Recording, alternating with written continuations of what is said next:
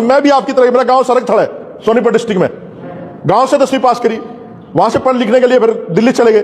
बहुत साधारण परिवार से, मेरे बाबू ने चौकीदार की नौकरी भी कर रखी है, फौज में नौकरी कर रखी है। हमने गांव में सिल्ला चुक रखा, सिल्ला तुमने बेरा भी ना होगा सिल्ला क्या हुआ, जब गेहूं कट जाते हैं तो बाल उठा के लाते हैं गरीब आदमी, अपनी माँ के सत्तूड़ा इकट्ठा करके लाए हम लोग, गोबर तक गिरा हमने जाटो घरों में। देखिए उस व्यवस्था को। और जो लोग कहते हैं कि भाई जूठन, हम लोग साक्षात हमने देखा वो काम किया है। जब हमारे यहाँ जाटों के घर, हमारे जाट होते थे, किसी का कोई जाट किसी का कोई जाट, शादियां होती थी तो उनके यहाँ टेंट में डोली लेके बैठ जाते पत्तलों के पास, जूठे लड्डू जलेबी उठा करके घर लाते थे और वो खाते थे। किन परिस्थितियों में हमारे लोग पड़े हैं, किन परिस्थितियों में बाबा साहब आगे बढ़े हैं, तो ये आपको समझना पड़ेगा।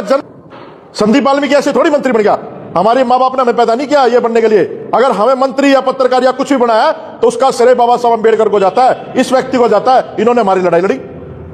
और ये बहुत सौभाग्य है हमारा, क्या वाल्मीकि आश्रम में, वाल्मीकि मंदिर में ये कार्यक्रम कर रहे हैं। भगवान वाल्मीकि जी के हाथ में कलम है, बाबा साहब ने कलम से हमारा जो है भविष्य सुधारा, लेकिन आपके हाथ में कब 6 इंच की कलम से या 6 फुट की झाड़ू आ गई, आपको पता भी नहीं चला।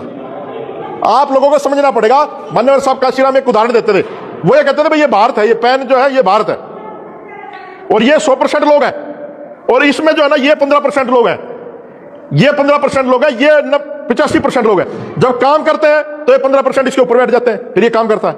जब ये आराम करता है तो ये ऊपर ले जाते हैं, इसके सिर बैठ जाए, और जब ये जेब में लगता है तो ये ऊपर वाला ही दिखता है, नीचे वाला नहीं दिखता है। तो ये व्यवस्था ऐसे है, ऐसे ये व्यवस्था ऐसे है। सब काशीराम कह रहे, मैंने नहीं कह रहे उल्टी करो, इसने नू तो कर लो यार, इसे सीधी कर लो।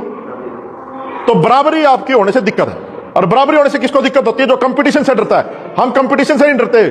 बाबा साहब अम्बेडकर जैसा इस दुनिया में कोई दूसरा पैदा नहीं हुआ।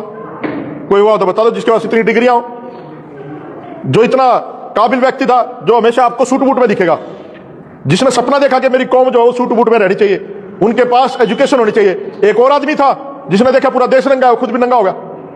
तो आपको सोचना पड़ेगा आपने व्यवस्था क्या देनी है इस देश को।